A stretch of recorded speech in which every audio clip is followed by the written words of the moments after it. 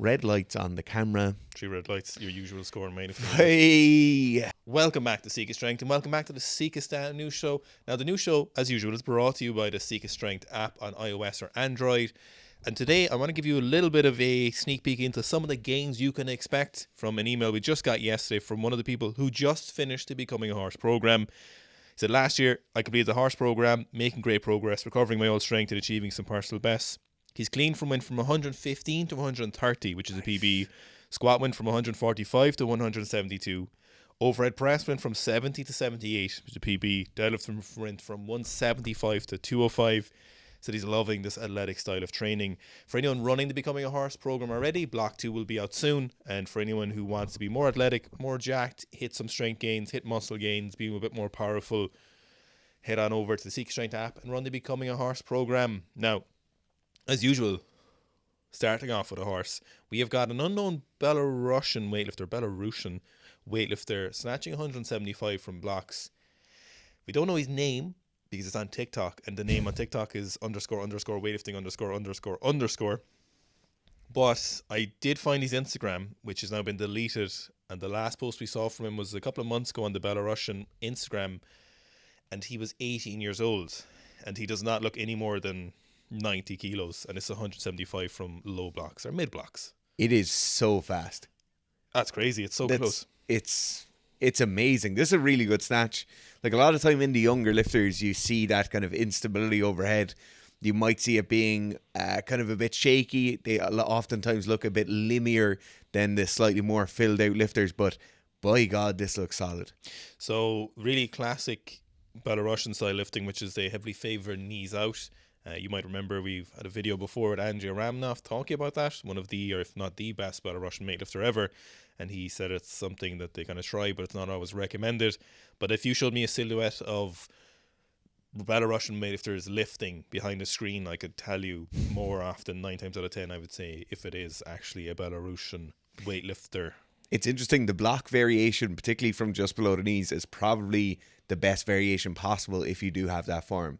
It's where you're going to have the most advantage, where you have the least disadvantage. Obviously, the big disadvantage with that style is the barbell getting bumped forward as you start to pull it off the floor. The low blocks kind of help dissipate some of that. Yeah, most of the time we'll see them using this in Belarus is that they love the low block because that's the style of lifting they do. But for most people, when we move those knees back, which is what we all should really be doing most of the time, is that most people, when they set up for that style, will actually push their knees too far forward, end up looping around their knee, missing the barbell forward, and not really getting any productivity out of those mid to low blocks. I think mid blocks is fair.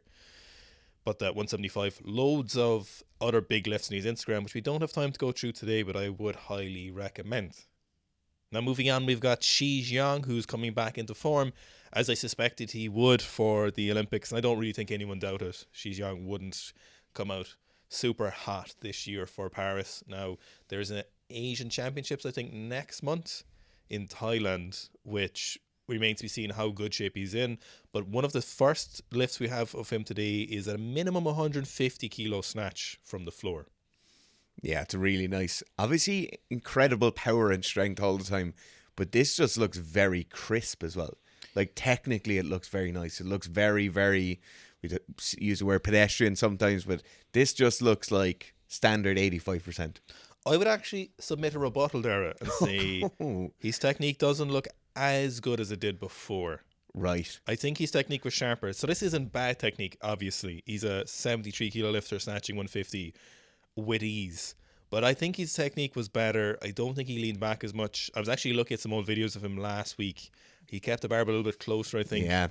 Maybe it's time, maybe it's injuries, maybe it's just they don't really need to change that much. Maybe it's a combination of those things, but personally I think his technique was more maybe a little bit sharper before.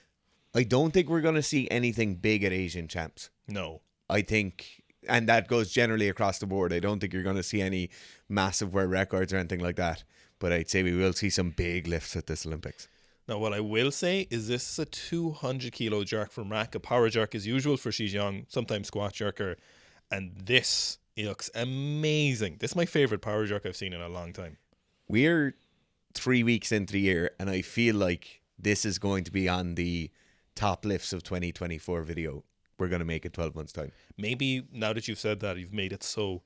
But this 200 kilo power jerk, usually what you see from the best power jerkers is they all jump forward a little bit. You know, David Benzani and Zhyiong jumps forward. A couple of other power jerkers, Kakas Kakashvili, all jump forward underneath the barbell. And that's to kind of aid in the barbell getting behind your head. Because if you're only going straight up and down, it's actually a little bit harder to just rely on the barbell getting behind your head.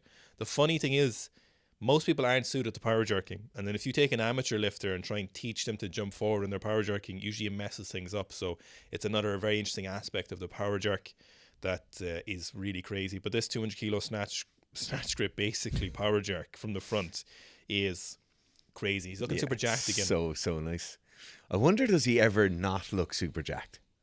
Does he ever look out of shape? Yeah, I remember last year there was like that 140 kilo front squat, or the year before last. Yes. Where he was really skinny and he was not looking in great shape. Now, I'm sure we can all guess what's going on there. Here we've got a couple of videos from Squat Jerk journalists from the Asian Games last year. Uploaded some very high quality, top class angles. And this is Kang Hyung Yang with 130 kilo clean and jerk as a 55 kilo to break the world record. The big thing that stands out for me here is just that overhead position. Yes. So aggressive. She looks absolutely yacked in the upper body, but such a good lockout. A lot of time in the lighter weight classes, you do see a lot of hyperextension or overextension of the elbows. There's a small amount of it here, but it's by no means egregious, but very, very nice lockout on the jerk. It's, particularly with how strict judging is these days, I think this is something a lot of weightlifters should be focusing on. Far more than anything else. So one of the big things as a female lifter, for the 12% of people who watch the YouTube channel who are female, for some of you who are weightlifters, a big thing you should be focusing on when you are clean and jerking. The female barbell is of a smaller diameter, as everyone knows, and it actually shouldn't really have been so short, and it's something that should be changed but probably won't be, is that the amount of oscillations per, let's say, foot of movement during a dip of a jerk is there's more oscillations generally at a same weight as a men's bar. And the problem with this is it makes it much harder to time the oscillation correctly. So what you should probably be focusing on compared to your male counterparts of the exact same build would be a shorter dip, a shorter and faster dip. And no, you actually, if you use that shorter and faster dip, you'll end up having a better quality jerk. And Kang is a great example here, and I'm a big proponent of female lifters. You know, female bars whipping at 80, like 150 whips on a male bar with big bumper plates, even with Alico plates at the 80 in the female barbell. So I'm a big proponent of practicing and being super aware of doing a shorter dip than you probably should otherwise be doing if you are using a male bar, because the oscillation is so high, and it's kind of adapting to the sports equipment as much as anything. Yeah, you can really see it in the lower body dynamics. In the male weightlifters, we'll see a lot of knee movement out to the side as well as forward. We'll see them keeping their hips back a lot. In this case, you'll just see a small amount of forward knee travel with the knees. If a male lifter was to do this, the dip would be far too short. And if they were to dip deep enough with that same element or that same mechanics where it's just knees moving forward, their hips would fall forward. The barbell would end up coming forward in the overhead position. But it's crazy what a big difference there is. The dip there looks like Tian Tao's initial double dip. That's how deep it is. Look, this is Lee Fabin's back again. I know it's 130 kilo snatch grip push presses, which aren't impressive reasonably, obviously for a 61 kilo male or for an 8 lifter. But really what I just wanted to focus on was the fact that Lee Fabin's back is like this still. You know, it's absolutely insane. This video, Lou Zhyiong Barbell put this up a few days ago, and it happened in between the week of the 2 new shows, and I just want to look at it again. No, look, he'll be on the new show every single week indefinitely if those videos keep coming up. Yeah, if someone keeps posting those videos, no matter what it is, I'm going to keep putting that in the new show. If any weightlifter has that level of muscular development away from the norm, doesn't even have to be their back, but whatever it is, they'll be in the new show every single week. I want to ogle him, you know, like leechishly stare at his back. Leering at him. Just absolutely ogling his back for no reason. Sad and slowly coming to us. So next we have got a bit of a doozy. So this is from an Instagram I've been following for a long time. It is Ryota Nagagoshi, who's 55 kilo lifter, 55 Goshi on Instagram, and seems to be training in the National Training Center, or one of the national training centers in Japan. And there's a video here of him doing a set of snatches with chains and then doing a really high rep set without chains. Yeah, obviously the Japanese model and the Japanese way of both programming and coaching the lifts tends to be very, very different from what the standard Eastern Bloc method, or even the Chinese method, or what you'd have now, which would be very common in Europe and in the US, that kind of combined model of coaching and programming. The Japanese team tend to do things very differently. Their mechanics of the pull are very, very different, but also their way of programming and their way of thinking about long-term progression is very different.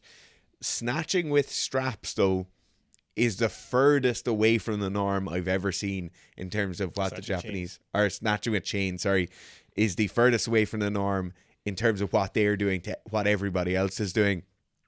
What a chain does when it's attached to a barbell is that as it leaves the floor more, it becomes more heavy. So it's like having bands around a barbell in the deadlift. As that band stretches more and more and more, it applies more tension. Now, does this theoretically make sense if you want someone to be very explosive at the top? You have some of this facilitative loading. Maybe it does. Maybe it makes sense to get the muscle to contract harder when the muscle is in a slightly shortened position. But in the case of weightlifters, we never see anyone doing it. You would have seen probably 10 years ago, Louis from Westside Barbell coaching some weightlifters with some bands, telling them that they were going to learn how to pull underneath faster. In this case, I don't think it's a thing of pulling underneath faster, because gravity with 100 kilos is the same as rate of acceleration due to gravity with 10 kilos. In this case, what he's really coaching or really emphasizing is that full extension at the top, that full contraction at the top. It's a terrible, I think it's a really bad idea, just to be clear. I think it's really messing up the specific timing. One of the extra issues with chains is the fact that chains are incredibly, loose. They're not a stable item. So like as a weight in the barbell, you have a certain amount of stability that you can predictably do. Whereas chains, you're going to have a huge amount of unpredictable variables, and it's going to mess up your timing when the timing needs to be so specific to snatching, clean and jerking. So the chains moving around in an unpredictable manner will be different for every rep you do. So it doesn't really assist. So I don't think it's a great idea. Now, Ryota has really good technique, so he's probably okay, but for a lot of people, I don't think it'd be a great idea. Now, this is from ZKC Sports, and this is from a lifter we've probably seen a few times. It's Hyuj, I think, probably not the best way to say the name, but he's a 67 kilo lifter, and this is a beautiful hang power clean. I love this hang power clean. I'd almost call this a no contact hang power clean, if you get what I mean. Very little smash at the top. It's an absolutely gorgeous high hang. Very, very big fan of this. Yes, the speed going through that second and third pull is crazy. Yeah. It's very, very powerful. And using straps, ZKC straps, I assume, which is why. And probably, ZKC barbell and plates as well in the Pikachu Antas. So 67, hang power clean 170, really insane. Yeah. When we see like the NFL players or throwers like power clean 180, 190, and we're all like, wow, that's amazing. And they're between 100 and 150 kilos, and then we've this 67 kilo weightlifter doing a technically perfect 170. Yeah, it's really, really nice. Here we've got Liho Pent, who's an Estonian lifter, and this is a 190 kilo push press, and it is so pretty. It's so fast as well. Like casual, I would say. Yeah, we really talk about the Eastern Bloc jerks tending to be the best. That Russian style of training the jerk. We jokingly say he can jerk 230 kilos like that because he can push press 220. But in reality, many of those jerks look so good because their strict presses and push presses are so absolutely massive. And this is one of those cases. He's throwing 200 kilos over his head as if it's absolutely nothing. Really fast. Also a very, very strong and stable lockout overhead. And if you're looking for a better jerk, if you're looking for a really strong, aggressive, fast jerk, having a massive push press is a huge advantage. Yeah, the crazy thing is that he's making that 190 look so casual that it's kind of underplaying just how impressive 190 kilo push press is for most weightlifters, even including super heavyweights, So it's almost how easy it's moving is downplaying how impressive it is.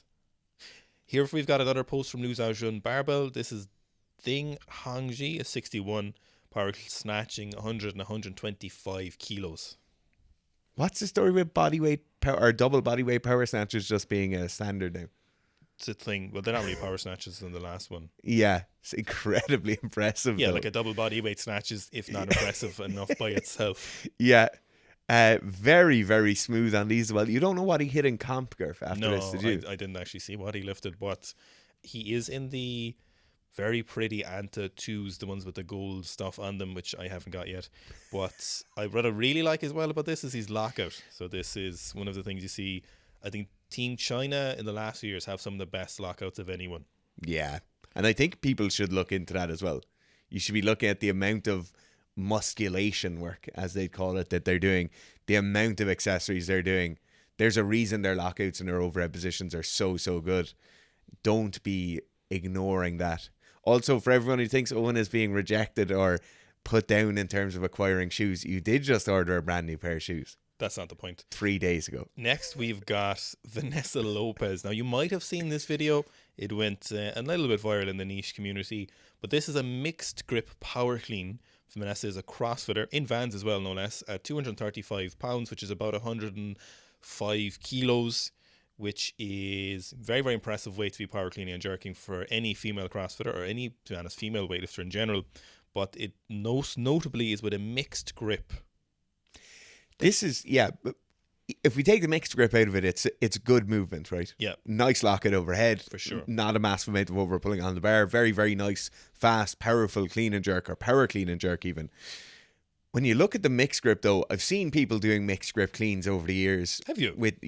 I've never seen this before. Messing around Saturday mornings in the gym. To be honest, this is the closest to a standard looking clean I've ever seen with a mixed grip. It's actually, if you didn't know it was mixed grip, you kind of wouldn't even notice it. No. Like, if you didn't pay particular attention to her grip, you wouldn't really notice it. The flexion or the mobility available to her in that position, the rack. If you looked in the rack position, you wouldn't know. There's no way you'd never know. You'd never take any notice, not from this particular video. But I suppose what's going on here is that she obviously feels stronger with the mixed grip, but that's what the hook grip is for in general, for pulling from the floor. I assume this happened where she did a couple of sessions and it just felt really good immediately, then ended up doing a big training block with it, and now we're at a point where it's really hard to go back. The weird thing is, usually with the mixed grip, what you see is a lot of bar deviation forward because her elbow tends to stay here and it kind of swings around in that semicircle to bring it up. But she does a great job of keeping the bar really close in that kind of third pull or the pull under phase, which is the main error we see with a mixed grip usually. I'm pretty sure this is illegal in competition in weightlifting. I'm almost certain you can't have that grip. I can't use that grip, a palms forward grip or something similar. So it's not something that would be done in competition. But it is very, very noteworthy to see that it's something so heavy. And most people just, I don't know, would they have the coordination and mobility to do that? Yeah. Here we've got Hampton Morris, one of USA's top male lifters, top men. Remember that scene from Indiana Jones when they're putting away like the ark and it's like top men and they're just put into a massive warehouse? No. Have you seen Indiana Jones? Maybe. Oh. We've got Hampton Morris squatting 235 kilos for, I was going to say pounds, 235 kilos for a back squat PB, 8 kilo PB. Hampton competes as a 61, sometimes 67. Seems to be kind of in the like mid 60s when he's training, when he's training. And this 235 is moving real fast, really fast. Yeah. What I really like about Hampton's squat, and his squats kind of always look like this, he does a great job of setting his hips back. A lot of the lighter weight class lifters, you'll see them just pushing their knees forward and they kind of run out of room towards the bottom. He does a very good job of balancing that between the posterior and anterior chain. Really nice mechanics. That's partly because of his torso being quite short compared to his legs. And some of the quirks in his lifting and his snatch and clean and jerk kind of account for that or explain some of those quirks he has when he's lifting. But, he's really making it work. And Hampton seems to train very hard from what I see of his Instagram. Obviously, the results speak for themselves, but it doesn't look like it comes super easy to him, like he's putting in the work. Yeah, absolutely. Looking at those videos. Those little monolift rogue attachments are cool, aren't they? I would be like a cat that saw a cucumber and thought it was a snake if I had to use one of those. When they're like, yeah, I would. Oh, you'd be, yeah. The fact that I'd be inside a cage at all would be terrifying. But the fact then that some of the cage is moving as I'm unracking it. Yeah, you do have cage claustrophobia, don't you? Claustrophobia. You really don't like it. Really don't like it. Yeah, I would be. I like them. I think they look cool. A cat who's seen a snake. Here we've got Lee Dayin doing a 280 kilo hook grip pull. Now, is this another gratuitous look at someone's upper back? Yes. Yes, it most definitely is. This new show is very much a visual thing, isn't it? Have you any useful technical advice from this lift? More yacked is better. Well, I will say one thing. He's keeping his angles essentially the exact same as his lift from the ground. What about... Nice. Wait, I've thought of one. You actually... It's probably not a bad idea to do heavy hook grip deadlifts. There we go. Instead of using straps. Yes. For weightlifters. There we Yes, go. there it is. Yes. There's that valuable content you were looking for. Anyway, ogling people again. We've got Blaine McConnell. Oh my God. Well, Dara calls him Sexy Daddy. Story Pappy. I think Strong Daddy is the translation again. So he did a 200 kilo power jerk from behind the neck. We had the 180 for a triple the other week. And Blaine coming in hot with this 200 Man, there's literally no stopping him. There's no stopping him. What I'd love to see is Blaine at a Masters weightlifting camp and everybody else's face is there. Like a regional level Masters weightlifting competition. Mm-hmm. And everyone just seeing this absolute specimen of a human being walk in the door. I think Blaine has jerked 200 kilos always possible. Forever and ever. Maybe he hasn't power jerked from the front. I think, Blaine, if you're watching, you have to do power jerk from the front now, and you've done all the possible variations. Behind the neck split jerk from the front, behind the neck power jerk. Yeah. I've only done it one of the ways. Such a loser.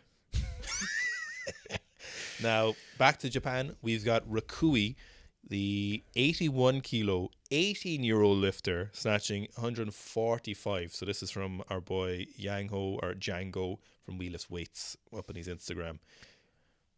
This is my favorite iteration of Japanese technique. Yeah, because it's good technique. Yeah. Not the real knees out to the side, not that frog stance. This is very, very nice. I really like it. I think if you're a weightlifter, particularly a weight class or weightlifter in a similar weight class and size and shape, this is nice. Knees sweeping back.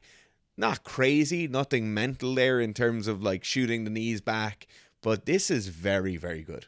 Well, I'd actually go one further and say this is essentially appropriate technique for everyone, more or less. Yeah. The big thing, the most common problem in pretty much every snatch we encounter, and this is from people all the way from a 160 snatch to back down to a 60 kilo snatch, is most people are too far forward at the knee in the snatch. It's super hard to correct. It takes a lot of work, takes a lot of assistance work, takes a lot of reps, because that center of mass is so far forward when it's too far forward at the knee. And the barbell can only be so far back at the knee if the knees are too far forward.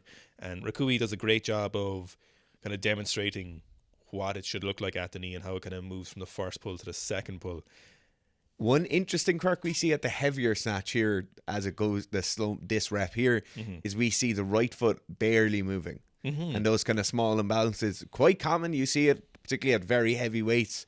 Some people just have a bit of an imbalance, maybe from an injury, maybe from just the dominance of one side over the other, where they want to keep one leg on the floor longer than the other one. It's interesting. It is very, very common. We see it all the time, but it's certainly something to keep an eye on. You know what's interesting about Rakeui is that Yango was saying that he only does bodybuilder style grip or strongman style grip, powerlifter style grip front squats. He doesn't do clean grip front squats. Really? Yeah, because he said he's too stiff. Oh, how novel. Here we've got, speaking of squats, we've got Keydomar, the Venezuelan fridge, with a 285 kilo triple. Of course, he has trimmed down to the 89 kilo class to participate in an Olympic class for Paris, formerly 96 at the last Olympics. He looks great at this lower weight, doesn't he? Oh, yeah. He looks very, very athletic. To be honest, I think he's a wild card for the Mount Rushmore of squatters. He could be up there. You know what? Yeah, he did the 320. We tried adding up all the people who've done 320 or more in weightlifting. If you don't include super heavyweights, we've got less. I think it was double digits. Well, maybe a little bit more than double digits. Like confirmed 320 or more. And it's really at any point under 120 kilos. There's so few people. It's definitely less than 20 people in history. We should really do a full video on that, actually. But Keydomar is one of those people who squatted at 320. I think Tian Tao was, from what we gathered, was the most impressive because his 320 was the lightest person to have done that. So he was an over 885 when he did that. I thought he was an over 896, but it was actually when he was an 85. So Tian Tao's 320 Could be objectively one of the most impressive squats in weightlifting history. Yeah, it's absolutely insane. Moving on from those insane squats. Now, everyone's favourite, more ogling. This is leering. very much a visually based news show this week. It's a very leering. Yeah. He's looking big. So this is obviously Li Huanghua pressing 100 kilos. I don't know why, but I didn't think he'd have such a strong strict press. I don't know what made me think that. The biggest thing, or one of the things that makes me happiest about weightlifting in recent years, is that people are admitting that being stronger is better and that being more jacked is better. Oh, I'm so glad that's gone away. Do you remember in like 2012, 2013, Lou would do an interview and he's like, yeah, I can strict press 50 kilos.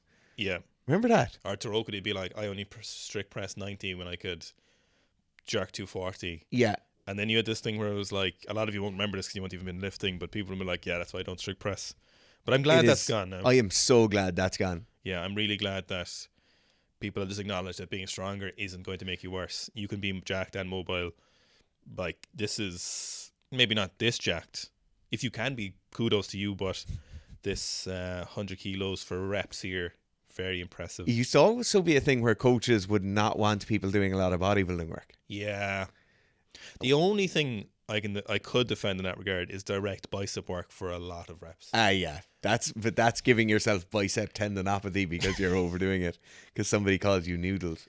But my teammates did bully me into call me noodle arms when I started when I was 75 kilos. Now look at me, I'm obese. I hope you're happy. I hope everyone's happy. Here we've got Rhamat doing 200 and 210 for a set of 5 in the one breathers. Zach's favourite style of squatting, he loves that. The one breather. A set of 5 and one breather, yeah. It does look pretty good. It looks great, but by God, it's a whole other level of torture. You've done 200 for 5, haven't you? Yes. For 6, I think. You hoping the best at? I will definitely best that, yeah. Oi. 200 for 10, I think, will be the next little repsy poos. Rhamat, of course, is one of the greatest lifters of this generation. An amazing lifter. Quirky technique, but very aesthetic. And these squats are super aesthetic as well. He loves the B session. The B session? Did he not? Yes. Yeah. He did do a B session, yes. It's very strange. I wonder, are they going to try stop that for the Olympics?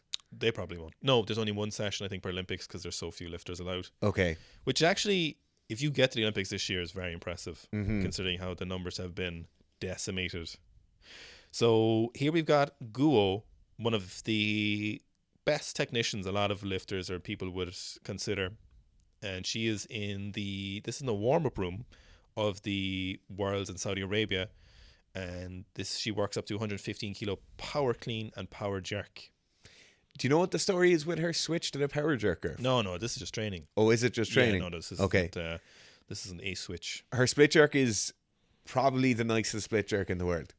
I think it's her overhead position for me is just the amount of external rotation, very straight wrist position overhead, superb. It's so nice. It's something I don't have right now because I lost it for myself. Something I would like to have at some point. I am working back at getting it, but I think it's her overhead position, which is one of the bestest. That super stacked wrist is just so perfect. Also, the extension on the clean is pretty much perfect. Yes. If you were doing a 3D model of somebody with perfect clean extension, that's what it looks like.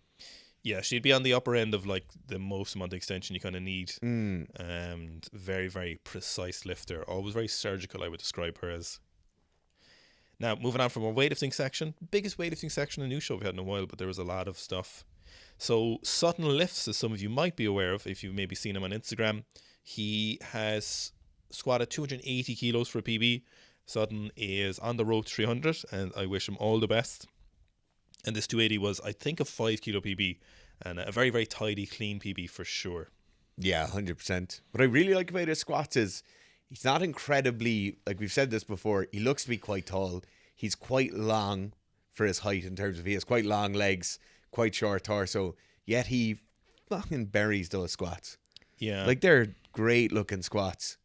Yeah, we've let powerlifting co-opt squats a bit too much with the below parallel. But realistically, like full depth high bar squats are king. Yeah. Nobody would argue They're with just that. cooler than everything else. They're cooler, they're more impressive. And this 280 is, you might look at 280 and say, oh, you'd look at some other powerlifter squatting, 290 to just below parallel, which is impressive and stuff. But Sutton burying 280, really deserves its own kudos. Incredibly well developed upper back as well. Yes. Yeah. Like that position is so strong throughout. I would say that's no accident. Yeah. Next up, we have got, speaking of burying squats, we've got the 1 rep max, aka Maxon Sheeter, with his brother Sam in the background. Possibly not the strongest brothers in the world, maybe pound for pound strongest brothers in the world. Not in absolute terms, they're maybe top 2 or 3. They're well up there. They're well up there. By God, yeah. This brother, Maxon, squatting 360 kilos for about a 7.5 kilo PB. And not a bother on him. Yeah, brother in the background watching on. There's not a single point in that squat where you think this doesn't have 10 kilos more in the tank. No, that's exactly what you want to be doing 2 weeks out from doing another big PB for sure. Yeah. I even see somebody comments saying the self-restraint it takes to not load 800 pounds. But 800 pounds is there in a couple of weeks. Yeah, that's crazy. Like, it's so good. Almost as strong as the mullet game. We don't see a lot of people with mullets that good and mustaches that good squatting that deep with heavy weights and low bar. No. You just don't see people low bar squatting that deep, No. I'm so glad he's chosen to be like, you know what, I'm going to bury this even with its low bar. Yes. That just makes me really happy there's someone out there doing that.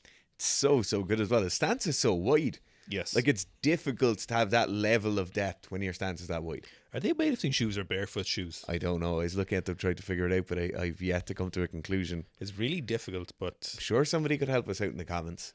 Maybe if Max was watching.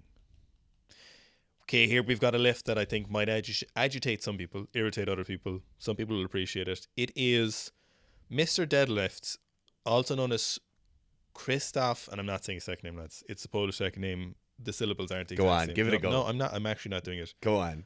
W is it V? Is W V in Polish? Wierzbicki.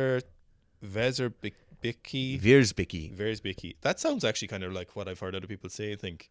So Krzysztof, so he has deadlifted 502 sumo deadlifts. I haven't seen anything from him in a while. That was about 2 years ago. Now Mr. Deadlift has returned with this 510 from Low Block's sumo deadlift with straps, not figure of 8 straps, interestingly enough. They're just kind of looped straps. I think we can go ahead and say that this is the heaviest deadlift variation we've seen from anyone ever. I don't think we've seen anyone do over 500 that's still, let's say, low blocks or lower. Like, I'm sure someone's done. Yeah, I was just about to say, there's been some crazy heavy ones on the wagon wheels. Yeah, they're pretty high. No, they are. But I don't think high. they've been they're 510. Like knee or above. Can some of the strongman people let us know if anyone's done more than 510? Because I don't think we've seen anyone do 510. Like the elephant bar, but the wheels are matched usually to about the normal height of the barbell. When you see them at Rogue and stuff, they're on a platform. The wheels might not be, but I think this is the heaviest deadlift variation that's like not a heavy, stupid rack pull. Look, it needs to be said as well that the background track for this is the final countdown. And so are we going to see one of these from the floor? So I tried to do a translation from English, but Instagram didn't really do anything. So we've got no dobra, which I've heard before times. No dobra. But 510 on the block, a 1.5 inch block maybe a 6-inch block. I'm not sure. It's hard to tell sometimes with these things. They can be deceptive. You actually wouldn't think it. But 510, it's 510 and it's some form of deadlift. It is. Yeah, it has to be. It has to be talked about. Yeah, it is. It has to go on the new show. I think this is third last session in a big training cycle, and we're going to see that from the floor. I'm going to say it right now. People will have their opinions, but it is 510. Next, we've got Mega Gojira, who's been on a roll, I feel like, for the last couple of years. But Jesus Oliveira's with 420 for a set of 4 back squat, which is a 10 kilo rep PR for him. I'm sure I'm wrong about this, Probably. but I feel like he's been peaked for the last 18 months. Maybe he's just really good at squatting. I feel like we've seen outlandishly heavy squats about every 2 weeks. Yes. For more than a year now. What's going on? He wears 4XL in the SPDs. And stop it. They look tiny. Does anyone know how tall Mega Gojira is? Does anyone know how thick his quads are? Someone, Larry Wheels, a no-name lifter, said, whoa. No name lifter. A non-player character. For a non-playable an NPC. I said, whoa. So 424 for 4 reps. So obviously Jesus's technique is something that's really consistent. We just don't ever see a breakdown. I'm sure he must be gunning for north of 490. So I think that Ray Williams still has the heaviest raw squat of all time with 490. Ray, haven't seen much from him in the last couple of years. And there's a couple of other big powerlifters making a gunning for it for some of those bigger lifts. Like Eric Lillybridge has returned to training quite hard. But I really don't think anyone's going to catch Jesus. I think he's running away from it so far. They could catch him. There's certainly potential, but... Yeah, but I don't think there's anyone there right now who's going to push it in the next 12 months. What sometimes you do see with those other lifters, which you never see with Megu Gojira, is he always squats to depth in all his training lifts. Yes. Everything is the exact same. Ray Williams used to squat high in training and then pretty much always nail depth in training. The other lifters seem to toe the line a little bit and kind of question it, but Jesus's lifts are always the same. You know, I think there's a lot to be said for that. I don't think it's a good idea to train above depth, you know, unless you're that one in a bajillion lifters. But for everyone else, I think you're asking for trouble. Yeah, 100%. If squatting's your thing, you need to be doing specific practice for it. 100%. Yeah, it's like press you out the bar in the jerk in training and say, I'll be there in comp day. It's just really not a good idea. Or actually, in fact, it'd be like doing a jerk dip and not finishing the jerk. It'd be almost like not standing up those snatches, you know, and you just keep dropping them on every rep. Why are you looking at me? You feel like you're attacking me. I'm not attacking you. I'm attacking everyone else. Julius Maddox is up next. One of the, if not the greatest benchers ever, benching 265 kilos for a set of 9. Always pausing them for way too long and making everyone else feel really bad about their bench. I, of course, don't bench, so I don't feel bad. Do you bench? Do you feel bad? Not anymore, I don't. Well... Okay, this bench is insanely impressive, but we need to talk about something else. Okay. And that's the height of his leg from the bottom of his hamstring to the top of his quad. Gerf, that's a foot. Don't be leering at his legs when he's benching. That's a foot of total diameter of quad. He is an athlete and you're making him a piece of meat. What is going on here? So wait till you see the pauses now in the last couple of reps. Never, it's almost a close grip for him. He never does this kind of just inside the rules at IPF kind of grip. It's always like an appropriate, it's like a regular grip bench press, so non-comp. So it's not a close grip, it's not uber wide grip, it's just a gripped bench, I suppose, what you want to call it. And just wrapping 265 for 9. I hope he just keeps going all the way, just does something incredible, like just sets it so much that there's just nothing anyone can ever do. He moves his feet around so much on that like 7th, 8th and 9th rep that it just looks like he's not even trying. He's kind of just like repositioning his feet, little tappy on the floor. It's insane. Do you know those Nike shoes that everyone's wearing? Are they some kind of Jordan, I think? Yes. It's funny how subliminal messaging like gets you. Like, I know I would look terrible wearing those shoes, But you still want them. I still kind of want them now because we keep seeing them in the new show. Yes. Like, I would look weird in them. You'd look very strange in those. Like, I'd look weird in Asics weightlifting shoes. Maybe not white ones, but I would look strange in those Nikes. You would, yeah. But like, it's still... I think that would be a terrible choice for you. I agree with you, but now it's just how it gets you. Like the Sika Strength app, subliminal messaging. Yeah. It just keeps popping up on screen. So here we've got Listus Ibasili squatting 240 for a double at 93.3 kilos. Absolutely insane weights. I remember we had a conversation on the new show about 6 months ago about how many female powerlifters were squatting over 200 kilos. Not many. Not many at all. Yet we have a double at 240 here. Yes. Now, does that double mean 250 or 255 is in the tank? I think you're pretty safe in saying that. Like, we had a 300 kilo back squat last week. 240 for a double is absolutely insane at 93 kilos body weight. Listus, I respectfully as possible, is a unit as well. She is. Oh yeah, that's like that's what you want to be in shape. You want to be in your weight class. 100%. Yeah. I will say the spotter fucked up a little bit on the second rep. I just don't. I'm a huge proponent of never touching the barbell until the lifter says it. Yes. And that would really annoy me if that was me personally. There's too much that amount of contact there. She could definitely squat that. Like, look at the first rep. You obviously knew you could do the second rep, and she's right to count that for sure. No, that is annoying when that contact is made when there's no need. The thing with the squat as well, unless you've fallen forward, like heels off the floor, rolling all your weight onto your toes, and you're falling forward, at that point the barbell needs to be caught. At pretty much every other point, unless we have a failure of the rack position on the back, at pretty much every other point there, you can wait the extra second and allow them to sit into the bottom of a squat and then lift it up with them. But that's why you can't be asking random people to spot you. You have to have people who know the story. Before you get them to spot you, you need to be like, this is what we're supposed to do. Only touch the bar unless I say magic word pineapple or safety word or grab it or whatever it is.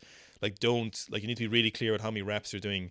You need to tell them it's on you to let them know. Now, I'm pretty sure this looks like a fairly intense powerlifting gym, so I'm sure everyone knows the crack here. But just in general, for anyone wondering, like, if you are getting spotted in a commercial gym, just lay out everything as clearly as possible, like an SOP or a standing operating procedure. You be like, if this happens, this is what we do, because you're playing with yourself and your lifts and your safety, so it is important to... We used to actually train all our gym members on how to spot. Yes. And it would be like every 6 to 8 weeks, 10 minutes of a class would just be, this is how you spot, this is how you do it. You're going to practice on each other now, and that's it. Like very, very simple, 2 or 3 main rules. Your job done. You never have to think about it ever again. Yeah, it's definitely something in CrossFit gyms and stuff that is very useful if everyone just gets a little bit of an education on spotting, because it can go pretty wrong for people. And luckily it doesn't go wrong more often, to be honest. To be honest, with bumper plates, I'm a bigger fan. I think the safest option is bailing. Yes. If you sit into a good position. Here we have got Nathaniel Masaya with a 350 kilo, 771 pound kilo deadlift at 21 years old. Insane. And holy moly. One thing I wonder, this is a great deadlift though, by the way, before I even start talking. Very, very good deadlift. Insanely impressive weights for that age, but just insanely impressive weights, full stop. The one thing I always wonder with though is the unofficial world record or unofficial national record. Like in this case, you're using calibrated plates on a branded named bar, like it's the Alico powerlifting bar or whatever, they're Alico competition plates. What more do we need? Well, obviously you need a weigh-in and an official competition. But this is a competition. No. I'd say this is that's just the Gymshark gym. I'd say that's just a training. Oh, I assumed this was like a small competition or something along those lines. No, he doesn't have a singlet or anything on. Okay. Here we have got Sir Dave _ I assume his name is Dave. I don't know his full name, but he's deadlifting 420 kilos for a double conventional, which is crazy.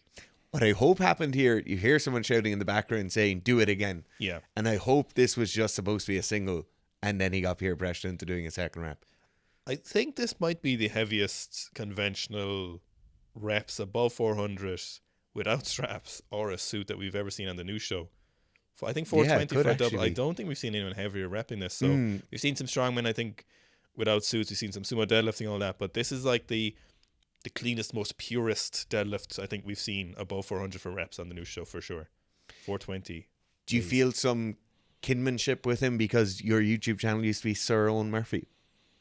I hadn't thought of that, but it is a thing we're not allowed to talk about in the cult. So you've actually made this. It's one of those things. You've made this awkward now. Yeah. Outed me. God damn it. Yeah, I'm actually gonna have to leave the cult now. 420, Blaze 420 for a double. So very, very tidy. Really like the narrow stance as well. Toes forward. Generally the better option for most people. And we don't see a lot of heavier people mix gripping for fear of course, unrolling your bicep, which is, as I say that, horrible way to say that. I'm really sorry. I shouldn't have said that. Oh, Christ. Unrolling your bicep. Why did I say that? I'm so sorry to anyone who has to mix grip. To anyone who has to mix grip deadlift later, I'm very apologized to you. Oh, like a measuring tape going back in. Sincere apologies. It's like a fruit roll up. Stop. I'm really sorry. Stop. Just go on to the next video. Next, we've got Misha Kyklyov in retirement, still being stronger than pretty much everyone ever, with a 360 kilo low block clean deadlift, because he's setting up like a clean deadlift that we thought. That's my favorite thing about this. Yes. I kind of like the fucking weird plates, to be honest. No, I love the fact that this just looks like he's setting up for a clean pull. Yes. But it's however many kilos, 370 kilos? 60. 360 kilos. That is lunacy. I don't know what this sentence means, but I'm going to read it out for everyone. 360 from the issue, Real Swing 2.0, the word of the guy in Bashkir language. So Nice. yeah, I don't know if anyone reads or speaks Russian, but if you do, feel free to let us know what he actually says there. I assume it's a magazine. I thought that at this point we'd have far better automatic translation.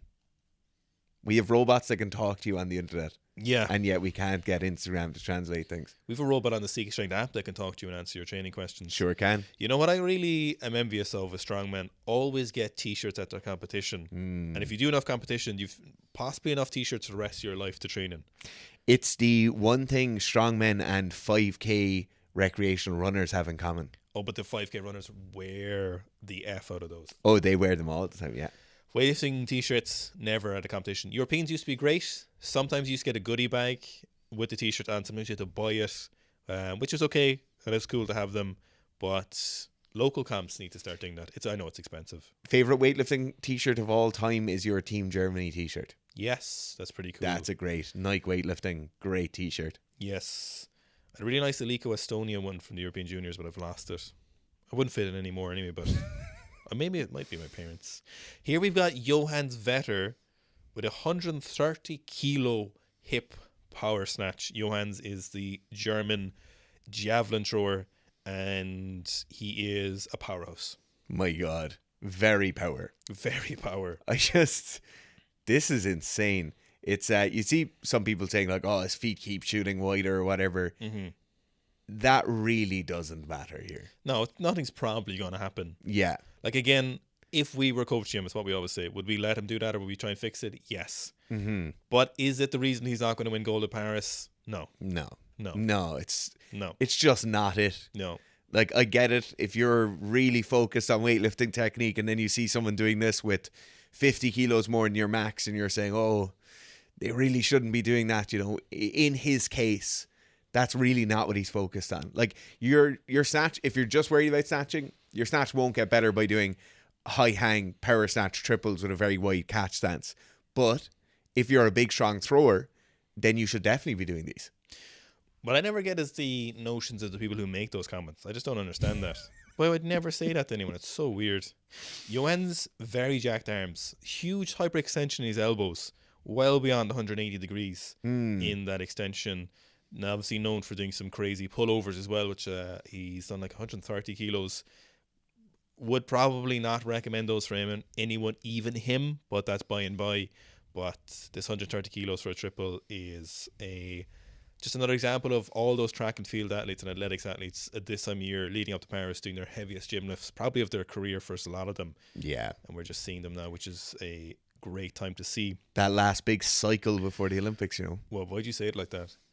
Next, speaking of throwers, sticking with throwers, we've got a shot putter. We've got Aidan P. throws doing 182.5 hang full clean. Kilos, 182.5 kilos.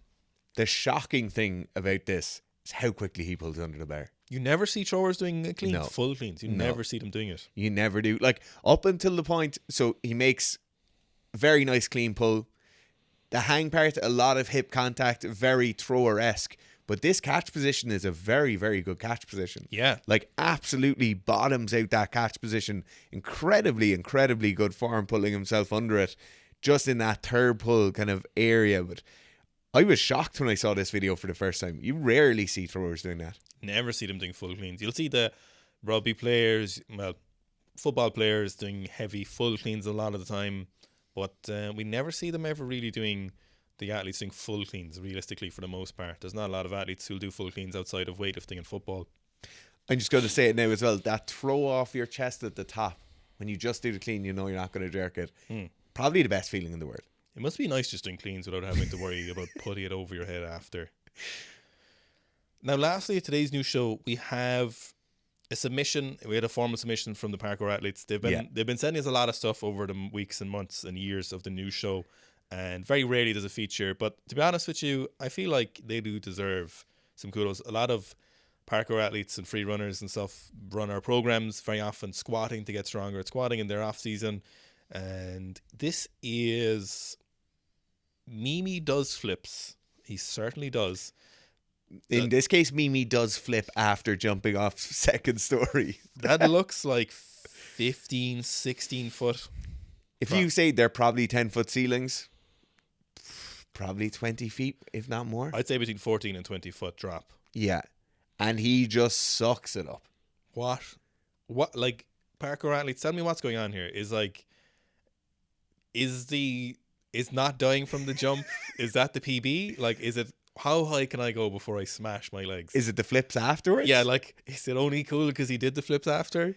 Like, to be honest, that point where he lands on the floor and doesn't die is the coolest thing in the entire world. But what if he just jumped off and didn't do the flip? Is he made of non-Newtonian fluid? Like, if he just didn't do the flippies afterwards. If he just jumped off and walked away without doing 3 flips, like, is that not the point? Like, is he lost the game? I actually don't know, Garth. I can't explain. How do you score this? Like, I think that their whole thing is you don't score anything. Oh. I think we can all appreciate how crazy this is. We had the first time a parkour athlete came to mind for me when they were doing one of our programs is Tim Champion, the free runner, did our squat program a few years back. Remember that? Yes. And he used post videos. I just started following Instagram, and the things you'd see that person doing are absolutely non-human. Like, I know the roll forward is taking some of the force, but like, what is going on? I hate those comments as well. This is going to creep up on you in the future. Yeah, jumping off the roof. Of course it is. Why would you say that? What's the point in saying that? Yeah, also, if you rewind it for the last 48 minutes of the new show, you'll see people doing things that will eventually catch up in them. That's just high-level sport. Like, awesome. Just give it another 15 years and I guarantee you won't be able to do that. Yeah, same with everything. Yeah. What? The only people who make those comments are losers. There is never a winner who makes those comments. Michael Jordan is none there. Hafthor is none there. Anyone. Ilya Alien is none there going, yeah, see what that'll do for you in 10 years. Yeah. Only losers make those comments. If you ever make those comments, if you know someone make those comments, you know a loser. You are that loser. That's only losers make those comments. That's what losers think. They think about, you can't be doing that in a while. Losers. I just can't take my eyes off the landing from that jump. It does nothing to him. It's like pouring water into a barrel of sawdust. To be honest, this is kind of confusing, and I don't think we're going to have any more parkour in this I show. think we could have been duped by a fake. No, this is really upset the Trend of News show. I don't know what's going on. What's happening? No one knows what's happening here. What is happening? Like, how did he start jumping off things? Did he start off with smaller things and then? But is this what drop jumps eventually become? Nobody knows. Are you going to be up on the roof of your shed now next year? Jumping off my roof. Thanks for watching today's news show. Appreciate all of the submissions. Please do keep DMing us, as it appears that the Instagram tagging system is still not working. Just want to say, as we say every news show, we're incredibly appreciative of everyone who submits stuff, because it makes news show much higher quality and longer all the time, because there's so many things and we go through like 2 or 3 filter processes trying to take things out, and it just gets harder all the time because there's so much stuff coming in. So we're massively appreciative. If you do want to get better, check out that horse program. If you're a free runner and you need stronger legs, just recently, I don't know if you saw the clip of me doing some straight-legged box jumps, but I didn't do any jumps for literally 7 or 8 months, and I'd been doing these straight-legged box jumps before I ran my training block of squatting, and they're objectively higher and faster and easier. Like, literally objectively, that's why I was doing them, because the before and after speaks for itself. So if you need to jump higher, full depth high bar squats are your friend. Look, half squats have their place, and it's time for a different video, but, you know, getting after it, being able to squat close to triple your body weight high bar, you will get a lot of benefit to your jumping ability and ability to resist forces as well. So if you are a flippy man, do some squatty poos on the Sika Strength app.